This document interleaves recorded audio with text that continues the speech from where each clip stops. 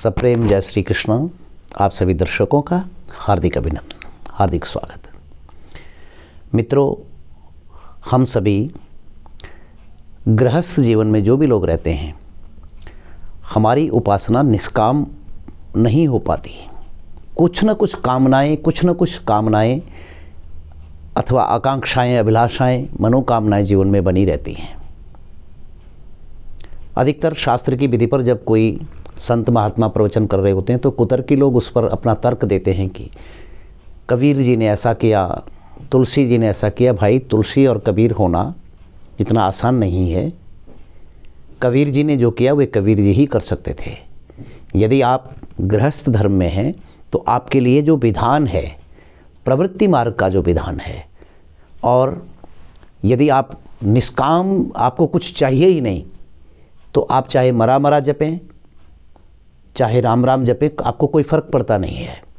लेकिन अगर कामना सहित पूजन आप करते हैं तो आपके लिए प्रोटोकॉल, आपके लिए शास्त्र का नियम अनिवार्य हो जाता है। उसको अनदेखा नहीं किया जा सकता।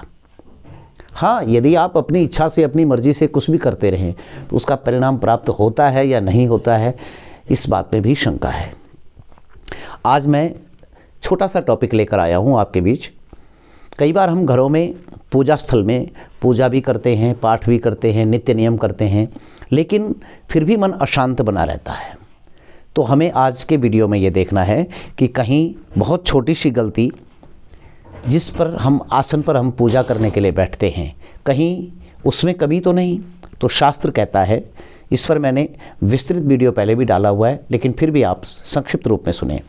वंशाशने तो दारिद्र्यम पाषाणे व्याधि संभवम धरण्याम दुख संभूतिम दौर्भाग्यम द्वारवासने तृणाशने यशोहानि पल्लवे चित्त विभ्रमम दर्भासने व्याधिनाशम कंबलम दुखमोचनम। बांस के आसन पर बैठकर पूजा करने से अलक्ष्मी यानी दरिद्रता आ जाती है। पाषाण माने पत्थर के आसन पर बैठकर पूजा करने से रोगों की उत्पत्ति हो जाती है। केवल बिना आसन के पृथ्वी पर सीधे बैठकर पूजा करने से दुख प्राप्त हो जाते हैं। काष्ठ के आसन पर, कई घरों में हम देखते हैं कि लकड़ी का बड़ा सा एक चौकी बनाकर और उस पर बैठ जाते हैं। तो काष्ठ के आसन पर बैठकर पूजा करने से हमेशा ही दुर्भाग्य जीवन में बना रहता है। तृण, घास आदि के आसन पर बैठकर पूजा करने से यश की हानि हो जाती है।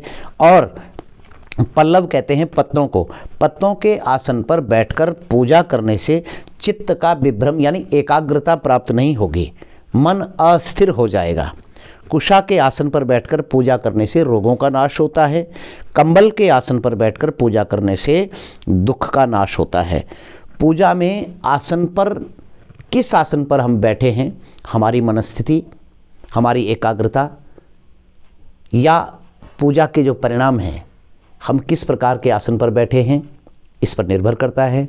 यदि आप में से किसी ने इन आसनों को, अगर गड़बड़ है कुछ, तो सिंपल आप कंबल का आसन बिछा करके, गृहस्थ के लिए कंबल का ऊनी कंबल हो अथवा श्वेत सफ़ेद चादर का आसन हो, यह श्रेष्ठ माना गया है। यदि सूखी लकड़ी का आसन आपकी पूजा में है या अन्य आसन जो मैंने निषिद्ध बताए हैं अगर वो हैं, तो इनको दूर करने की कृपा करें। प्रभु आपका कल्याण करें। धन्यवाद।